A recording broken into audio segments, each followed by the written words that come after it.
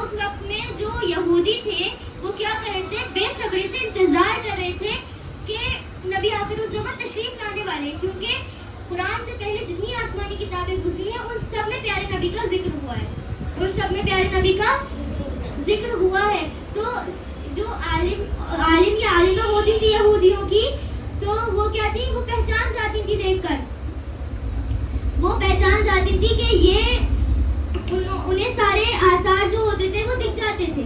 تو نبی علیہ الصلوۃ والسلام جب نبی علیہ الصلوۃ والسلام پیدا نہیں ہوئے تھے تو ان کے جو والد تھے ان کے پیشانی پر ایک نور جھلکتا تھا۔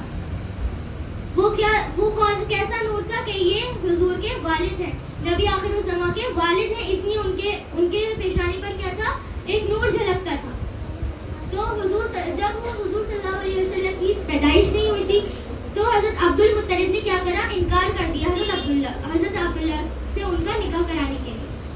پھر حضرت فاطمہ چلی جاتی ہے، منع کر دیتے ہیں حضرت۔ جب حضرت عبداللہ حضرت آمنہ کی ننیحال پہنچتے ہیں تو ننیحال سے جب واپس آتے ہیں تو حضور کے والد یعنی حضرت عبداللہ کا نکاح ہو جاتا ہے۔ کس سے ہو جاتا ہے؟ حضرت آمنہ سے نکاح ہو جاتا ہے حضور کے والد کا۔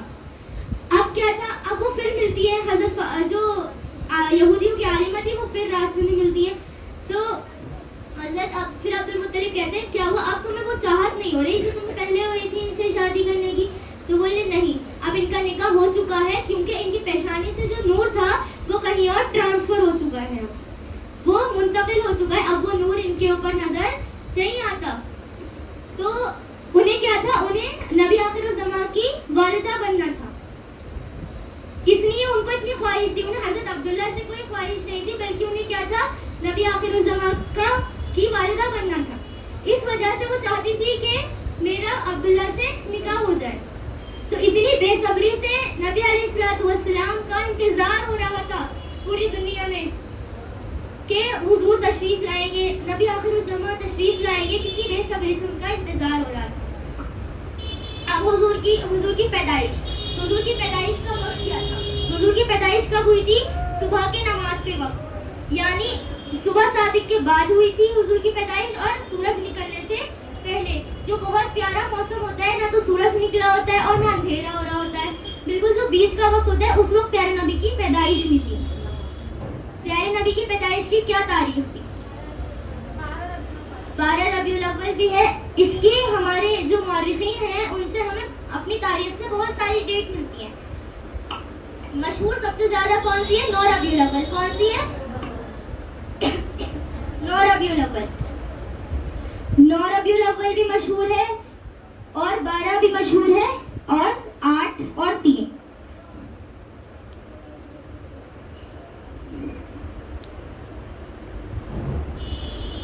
نو ربیع الاول، 12 ربیع الاول، 8 ربیع الاول اور 3 ربیع الاول۔ یہ جو 4 ہیں یہ ہمیں اپنی تاریخ سے ملتی ہیں، یعنی اپنی ہسٹری میں ہمیں کیا ملتا ہے؟ حضور کی پیدائش کی ڈیٹ 9 ربیع الاول بھی ملتی ہے، 12 بھی ملتی ہے، 8 بھی، اور بعض جگہ 3 بھی ملتی ہے۔ مہینہ کیا تھا؟ ربیع الاول۔ کیا مہینہ تھا؟ اور جو ہمارا انگلش کیلنڈر ہے اس کے اکارڈنگ 20 اپریل۔ کب ہوئی تھی حضور کی پیدائش؟ 20 اپریل۔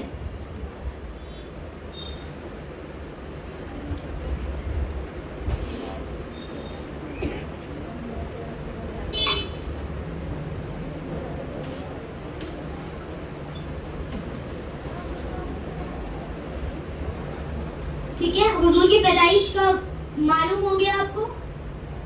کب ہوئی تھی حضور کی پیدائش؟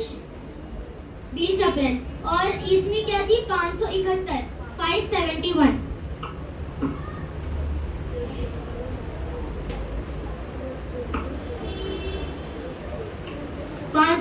عیسوی میں، اور دن کیا تھا؟ منڈے۔ کیا دن تھا؟ منڈے۔ منڈے میں حضور کی پیدائش ہوئی تھی، اور جو اسلامک کیلنڈر ہے اس کے اکارڈنگ ڈیٹ کیا ہے؟ 9 ربیع الاول، 12 ربیع الاول، 8 اور بعض جگہ 3 بھی ملتی ہیں، اور جو انگلش کیلنڈر کے اکارڈنگ 20 اپریل۔ اب اس کے بعد جب حضور صلی اللہ علیہ وسلم کی والدہ کا انتقال ہو گیا، اس کے بعد حضور کی پرورش کس نے کی؟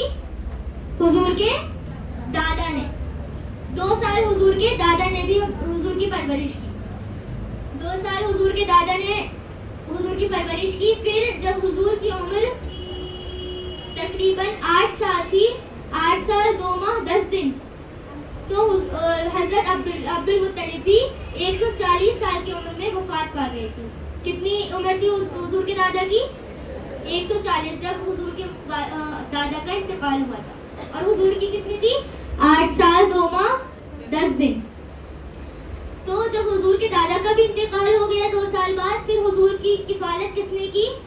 حضور کے چاچا نے. کون سے چاچا نے کی تھی؟ ابو طالب. کس نے کی تھی؟ ابو طالب. حضرت ابو طالب نے حضور کی پرورش کی. پھر جب حضور کی عمر 12 سال 2 ماہ 10 دن ہوئی, کتنی؟ 12 سال 2 ماہ 10 دن. جب حضور کی عمر 12 سال 2 ماہ 10 دن کی ہوئی تو حضرت ابو طالب جو تھے وہ تجارت کی غرض سے, بزنس کی وجہ سے وہ کہاں جا رہے تھے؟ ملک شام جا رہے تھے. تشریف لے کر ملک شام جا رہے تھے, یعنی شام کی طرف جا رہے تھے. تو حضور کو بھی اپنے ساتھ لے لیا. حضور کو بھی اپنے ساتھ لے لیا. تو جب قافلہ جا رہا تھا اس میں حضرت ابو طالب بھی تھے اور محمد صلی اللہ علیہ وسلم بھی تھے. تو جب قافلہ ایک جگہ ٹھہرا, ایک جگہ قافلہ رکا, اس جگہ کا نام تھا بصرہ. کیا نام تھا اس جگہ کا؟ بصرہ ایک مقام ہے, وہاں پر قافلہ ٹھہرا. تو اس قافلے میں ایک عیسائی سادھو آیا. اس کا نام تھا بحیرہ. کیا نام تھا؟ بحیرہ. تو بحیرہ راہب کہتے ہیں عیسائی سادھو کو. بحیرہ راہب آیا قافلے میں, اور جب اس نے, وہ بھی کیا تھا؟ ایک عالم تھا یہودیوں کا. تو اس نے بھی کیا کر رکھی تھی؟ اسٹڈی کر رکھی تھی, تورات اور انجیل وغیرہ کو پڑھ رکھا تھا. تو جب پیارے نبی کو دیکھا تو پیارے نبی میں کیا دکھے اسے؟ بحیرہ کو بھی آثار نبوت کہ یہ تو نبی, آخری نبی لگتے ہیں. مطلب حضور کے چہرے سے حضور کو جھلکتا تھا کہ حضور کیا بننے والے ہیں؟ نبی بننے والے ہیں. حضور کو نبوت کتنے سال میں ملی تھی؟ 40 سال کی تھے جب حضور.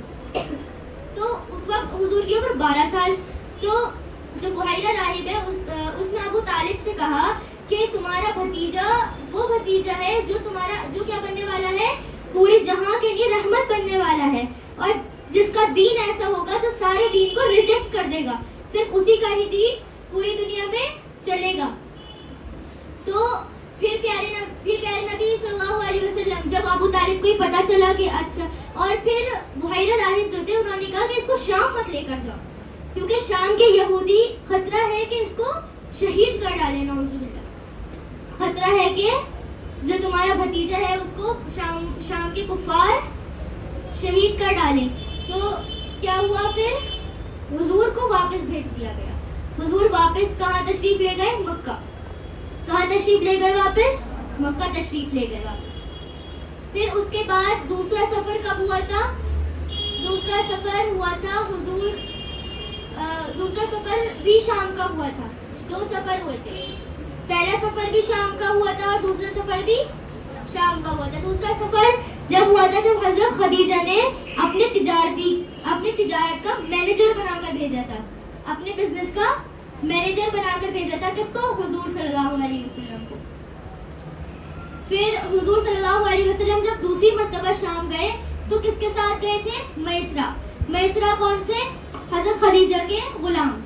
حضرت خدیجہ کے غلام میسرہ کے ساتھ حضور دوسری بار جو شام گئے تھے کس کے ساتھ گئے تھے؟ میسرہ کے ساتھ. میسرہ کون تھے؟ حضرت خدیجہ کے غلام. یہاں لکھ دیں.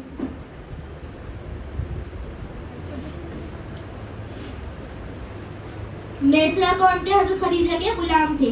تو حضرت خدیجہ کے غلام کے ساتھ حضور صلی اللہ علیہ وسلم شام گئے.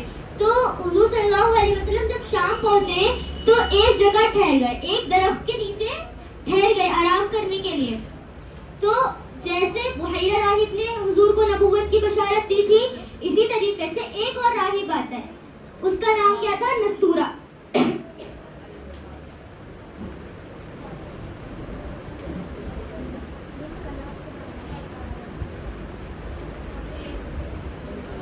اس کا نام کیا تھا؟ نستورہ راہب. تو نستورہ راہب حضور صلی اللہ علیہ وسلم کے پاس آتا ہے. حضور صلی اللہ علیہ وسلم درخت کے نیچے تھے, آرام کر رہے تھے.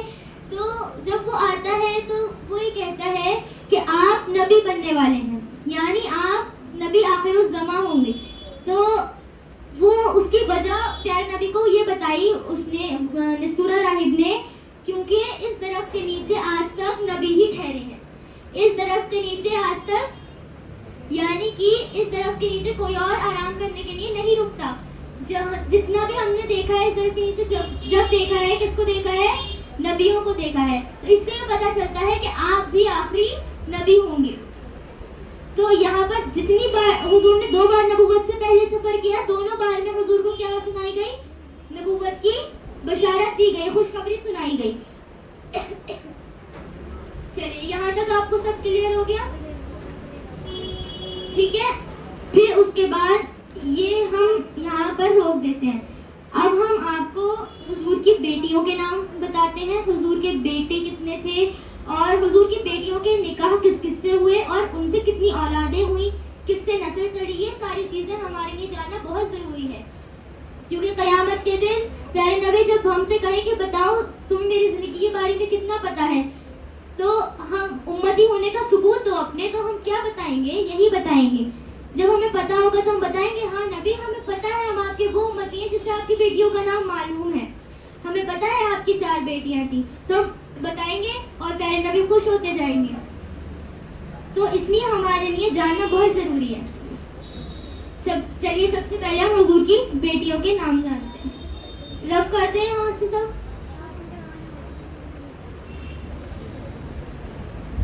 زینب کا نکاح ہوا تھا حضرت ابو العاص ابن ربی سے. کس سے ہوا تھا؟ ابو العاص ابن ربی. یہاں لکھ دیتے.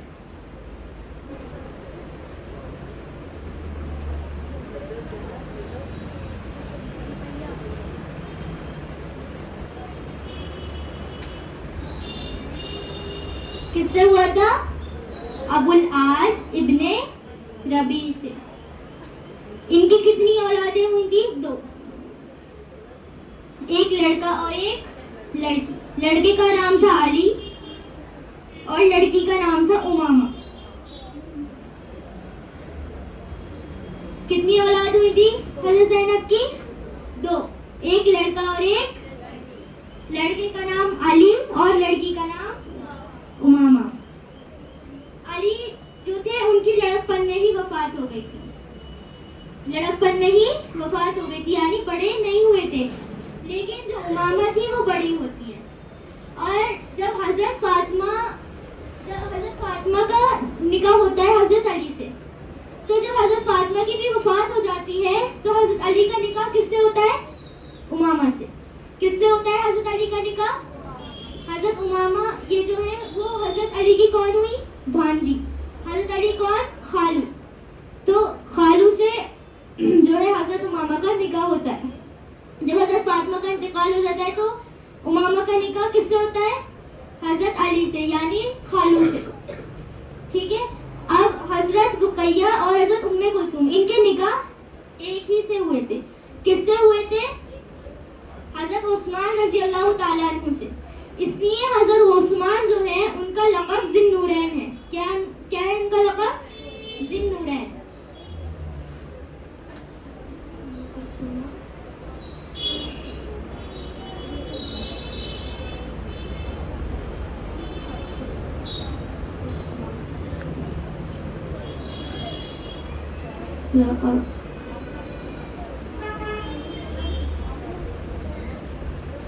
کیا لقب ہے؟ ذی النورین. ذی النورین کا مطلب ہے 2 نور والا. کیا مطلب ہے؟ 2 نور والا. تو حضور کی بیٹیاں کیا؟ نور. اور حضرت عثمان کے پاس کتنے نور تھے؟ 2 نور تھے. اس لیے حضرت عثمان کا لقب کیا پڑا؟ ذی النورین, 2 نور والا. لیکن اب یہ سوال آپ لوگ کے مائنڈ میں آیا ہوگا یا نہیں بھی آیا ہو کہ ان دونوں کے نکاح ایک ہی وقت میں ہو گئے تھے دونوں کے؟ حضرت عثمان سے نہیں. جب ایک کا انتقال ہو گیا تو پھر دوسری کا نکاح ہوا. یعنی سب سے پہلے ام کلثوم کا ہوا, جب ام کلثوم کی وفات ہو گئی تو پھر کس کا ہوا؟ رقیہ کا, حضرت رقیہ کا. اس طریقے سے ہوا. اس کے بعد حضرت فاطمہ کا نکاح کس سے ہوا تھا؟ حضرت علی رضی اللہ تعالیٰ عنہ سے. اور حضرت علی ان کی کتنی اولادیں تھیں؟ 2. ایک حضرت حسن اور ایک حضرت حسین. اب اس میں نسل کس سے چلی؟ حضرت زینب سے بھی نہیں چلی, حضرت رقیہ اور حضرت ام کلثوم سے بھی نہیں چلی. نسل کس سے چلی؟ حضرت فاطمہ سے. آپ نے سورہ کوثر میں پڑھا ہوگا کہ جب حضور کے بیٹوں کا انتقال ہوا تھا تو کفار مکہ کیا کرتے تھے؟ حضور کو تنگ کرتے تھے, پریشان کرتے تھے اور کہتے تھے کہ آپ کیا ہیں؟ ابتر ہیں, جڑ کٹے ہوئے ہیں, یعنی آپ کی نسل اب نہیں چلے گی. آپ کا نام و نشان بس جب ہی تک ہے جب تک آپ زندہ ہیں. جب تک آپ زندہ ہیں, جب تک دین چلے گا, اس کے بعد دین کا نام و نشان بھی نہیں رہے گا. تو یہ اللہ کی شان ہے کہ اللہ نے کس سے نسل چلائی؟ ایک بیٹی سے. اس سے ہمیں کیا پتا چلا؟ کہ ایک بیٹی ہی نسل کی ذمہ دار ہوتی ہے. کیا پتا چلا؟ کس سے چلی نسل؟ حضرت فاطمہ سے نسل چلی. پوری دنیا میں کوئی بھی ایسا ملک نہیں ہے جس میں حضرت حسن اور حضرت حسین کی نسل نہ ہو. کس کی نسل سے ہیں ہم سب؟ حضرت فاطمہ کی نسل سے ہیں. سمجھ میں آیا اتنا؟ چلیے اس کے بعد ہم حضور کے بیٹوں کے نام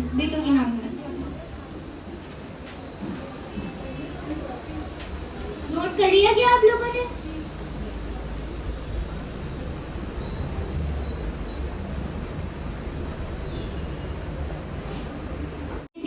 ابراہیم, قاسم اور عبداللہ.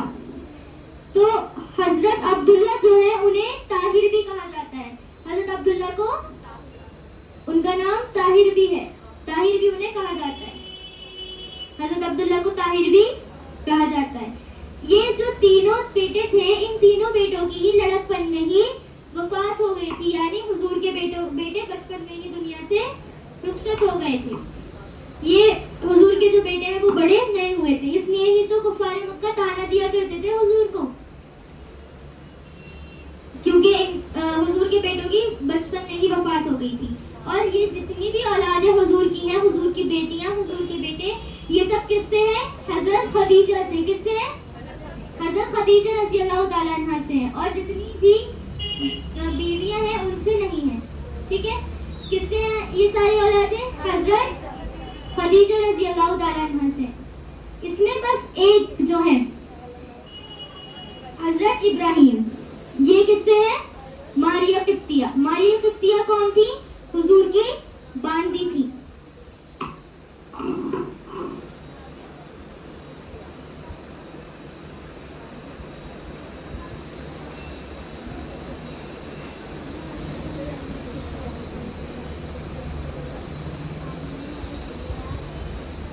ماریہ قبطیہ کون تھی؟ حضور کی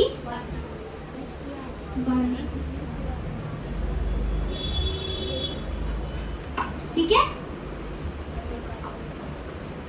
ساری اولادیں کس سے تھی؟ حضرت خدیجہ رضی اللہ تعالیٰ عنہ سے.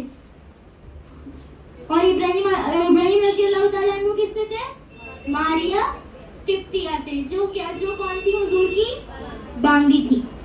ٹھیک ہے, اتنی بات سمجھ میں آ گئی. اب اس کے بعد آتے ہیں حضور کے چچا اور تائے کتنے تھے. تو حضور کے جو چچا اور تائے تھے وہ کتنے تھے؟ 9 یا 12 تھے, اور پھوپھیاں 6 تھیں.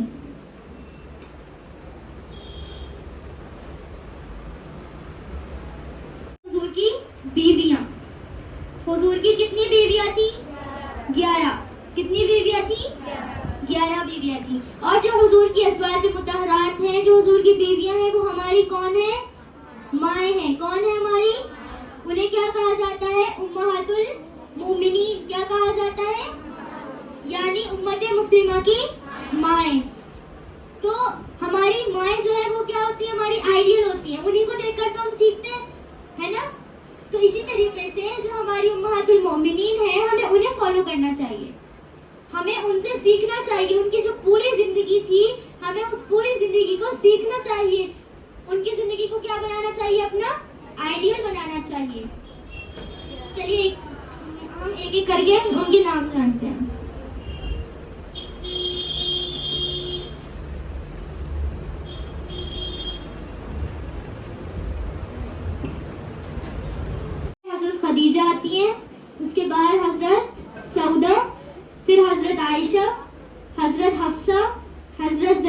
بنت خزیمہ, زینب پھر سلمہ, زینب بنت جہش, حضرت جویریہ, حضرت حبیبہ اور حضرت صفیہ, پھر میمونہ. ٹھیک ہے. اب اس میں سب سے پہلے حضرت خدیجہ. تو حضرت خدیجہ جو ہے جب حضرت خدیجہ کا نکاح حضور سے ہوا تھا, اس وقت حضرت خدیجہ کی عمر کتنی تھی؟ 40 سال تھی. کتنی عمر تھی؟ 40 سال تھی. اور حضور کی کتنی تھی؟ 25 سال. حضور کی عمر 25 سال. حضرت خدیجہ جو ہے, جب تک حضرت خدیجہ حضور کے نکاح میں رہی, حضور نے کوئی دوسرا نکاح نہیں کیا. پوری جوانی اپنی کس کے ساتھ گزاری؟ حضرت خدیجہ کے ساتھ, جو پہلے 2 شوہروں کی بیوہ ہو چکی تھی, جو پہلے 2 شوہروں سے بیوہ تھی. پوری جوانی حضور نے کس کے ساتھ گزاری؟ حضرت خدیجہ کے ساتھ. اب بہت سارے غیر مسلم یہ اعتراضات کرتے ہیں کہ حضور نے تو 9 11 نکاح کیے تھے, تو انہیں یہ دیکھنا چاہیے کہ حضور نے اپنی دلی خواہش سے نکاح نہیں کیے تھے, بلکہ امت کی ضرورت کی 2 شوہروں سے بیوہ. اس میں جتنی بھی حضور کی بیویاں ہیں, یا تو وہ مطلقہ ہیں یعنی طلاق یافتہ ہیں, یا تو بیوہ ہیں. کنواری کون ہے؟ صرف حضرت عائشہ. کنواری کون ہے؟ بس حضرت عائشہ. تو یہ دیکھنے کی چیز ہے کہ حضور نے اپنی دلی خواہش سے نکاح نہیں کیے تھے. اگر اب حضور کو ایسے ہی نکاح کرنے ہوتے تو کفار مکہ حضور کو بہت بہت حسین و جمیل لڑکی حضور کے قدموں میں ڈال دیا کرتے تھے, لیکن حضور کیا کرتے؟ سب کا انکار کرتے تھے. کفار مکہ کیا چاہتے تھے کہ ہم آپ کو حسین و جمیل لڑکی آپ کے قدموں میں ڈال دیں گے, لیکن آپ کیا کرو؟ بس توحید کا انکار کر دو, آپ اعلان توحید مت کرو, آپ دین کی دعوت بند کر دو. حضور نے کیا کیا؟ اپنی جوانی ایک ایسی عورت کے ساتھ گزارنا تو پسند کیا جو 40 سال کی نہیں, لیکن توحید کا انکار کرنا پسند نہیں کیا. اور حضرت خدیجہ نے بھی حضور کا بہت ساتھ دیا. جب حضور پر وحی نازل ہوئی تھی تو حضرت خدیجہ اس طریقے سے ان کو تسلی دیتی تھی کہ آپ سوچ بھی نہیں سکتے. بہت زیادہ وفاداری کے ساتھ حضرت خدیجہ نے بھی اپنی امت پر, اور حضرت خدیجہ کیا تھی؟ بزنس وومن تھی, سب سے پہلی اور سب سے بڑی بزنس وومن. تو اگر ہمیں اپنا آئیڈیل بنانا ہے تو ہم ایسے لوگوں کو بنائیں. آج کل امت بس فیشن فیشن فیشن فیشن بس فیشن کرنے میں لگ گئی ہے, بلکہ ہمیں بزنس سیکھنا چاہیے حضرت خدیجہ سے. حضرت خدیجہ نے کتنا زبردست بزنس کیا. ایسا نہیں ہے کہ ہم پردے میں کچھ نہیں کر سکتے. اگر ہم اپنا آئیڈیل امہات المومنین کو بنائیں گے, اگر ہم اپنا آئیڈیل اپنی ماں کو بنائیں گے نا, تو ہماری زندگی بھی انشاءاللہ اچھی گزرے گی, ہماری آخرت بھی اچھی گزرے گی. آج کل ہمارے دلوں سے قربانی کا جذبہ بالکل اٹھ چکا ہے. ہماری امہات المومنین نے کتنے سیکریفائس کرے اپنے دین کے لیے. ہم تک اتنی آسانی سے ایمان کس نے پہنچایا؟ پیارے نبی نے پہنچایا. اس لیے ہمیں اپنے ایمان کی قدر نہیں ہے, کیونکہ ہم نے اپنے ایمان, ہمیں اتنی آسانی سے ایمان مل گیا, اور اب ہمیں ایمان کی قدر نہیں ہے. بالکل ہمیں بہت آسانی سے ایمان مل گیا. ہمیں پیارے نبی نے ساری مشقتیں اپنے اوپر جھیل لی اور ہم تک ایمان پہنچا دیا, لیکن آج ہمیں اس نعمت ایمان کی قدر نہیں ہے. ہم اپنے ایمان کو پتہ بھی نہیں لگتا ہمارے دلوں سے کب ایمان چھن جاتا ہے. ہم پورے دن میں اتنے ایسے کام کرتے ہیں جس کی وجہ سے کئی بار ہمارے دلوں سے ہمارا ایمان رخصت ہو جاتا ہے. اور جس انسان کے پاس ایمان ہے, بس وہی کامیاب انسان ہے. تو ہمیں اس نعمت ایمان کی قدر کرنی چاہیے, اور ہمیں اپنا آئیڈیل پیارے نبی کو اور اپنی ماں کو بنانا چاہیے. تو اب اس میں ایک تو یہ چیز, اور پھر جب حضرت خدیجہ کا نکاح ہو گیا, اس کے 15 سال کے بعد حضور کو نبوت ملی. پھر اس وقت حضور کی عمر کیا ہو گئی تھی؟ 40 سال. حضور کتنے سال کے تھے جب حضرت خدیجہ سے نکاح ہوا؟ 25 سال. اور حضرت خدیجہ 40 سال. ٹھیک ہے, تو امید ہے آپ سب کو جتنا سمجھایا گیا سمجھ میں آ گیا ہوگا. تو میری بہنوں, یہ تو بہت ٹائم ہو چکا ہے. سیرت تو بہت ہے, پوری زندگی ہم نبی علیہ الصلوۃ والسلام کے اپنی سیکھنے میں لگا دینا, اپنی پوری زندگی بھی تو ہم نہیں سیکھ سکتے. لیکن میری بہنوں کوشش کرنا ہی اللہ کو پسند ہے. جو بندہ کوشش کرتا ہے اللہ کیا کرتا ہے, اسے پسند کرتا ہے. تو چلیے ایک آیت اور بتا دیتے ہیں. سورہ آل عمران میں اللہ تعالیٰ نے فرمایا کہ اے نبی آپ کہہ دیجئے کہ جو چاہتا ہے کہ میں اس سے محبت کروں, جو شخص چاہتا ہے کہ اللہ مجھ سے محبت کرے, تو اے نبی آپ کہہ دیجئے فاتبعونی, میری اتباع کرو, مجھے فالو کرو. یعنی کہ اگر ہمیں اللہ کی محبت حاصل کرنی ہے تو ہمیں کیا کرنا پڑے گا, نبی علیہ الصلوۃ والسلام کی اتباع کرنی پڑے گی. ہمیں اللہ سے کون ملائے گا, نبی علیہ الصلوۃ والسلام کو. جب ہم اپنا آئیڈیل بنائیں گے, جب ہم سنتوں کو فالو کریں گے, سنت سے اللہ سے ملاتے ہیں سنت کے راستے. تو اگر ہم سنتوں کو فالو کریں گے تو انشاءاللہ اللہ کی محبت بھی ہمارے دلوں میں آئے گی اور ہماری آخرت تو کامیاب ہوگی انشاءاللہ, دنیا میں بھی ہم کامیاب ہوں گے انشاءاللہ. تو اللہ تعالیٰ ہم سب کو کہنے سننے سے زیادہ اس پر عمل کرنے کی توفیق عطا فرمائے اور آگے بھی اس طریقے سے ہمیں اللہ تعالیٰ سیرت کو جاننے کی توفیق عطا فرمائے. اب آپ لوگ کو جو بھی کوشچن ہے آپ بالکل پوچھ لیجیے جو آپ کی سمجھ میں نہیں آیا.